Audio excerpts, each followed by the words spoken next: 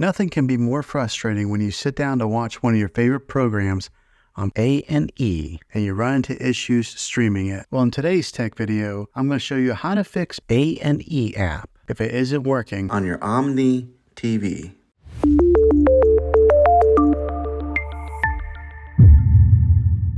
Let's see if we can fix your problems and get your A&E back up and running as quickly as possible. The first one, it's the easiest one to try, and that is to unplug your TV from the wall outlet and wait 60 seconds. Now don't be impatient here. Wait the whole 60 seconds, then plug it back in. This is very different from turning your TV on and off with your remote control. This is what we call a hard reset of your TV, so make sure you do this method. If that doesn't work, then find your router that is giving you Wi-Fi and unplug the power to that for 60 seconds. Then plug it back in. If it fixes it, great. If not, let's go ahead and move on to the next method. Try deleting A&E on your TV. Go to wherever the apps are located on your system and remove the app altogether. Then reinstall A&E again. After you reinstall it, you might have to log back in with all of your credentials, but hopefully this will work. And if that doesn't work, then I recommend buying an affordable Roku stick, Fire Stick, or Apple TV 4K and plug that into your TV and use that as your main streaming player. And you'll be able to access A&E that way. I'll put links in the description down below of where you can get one. There you have it, folks.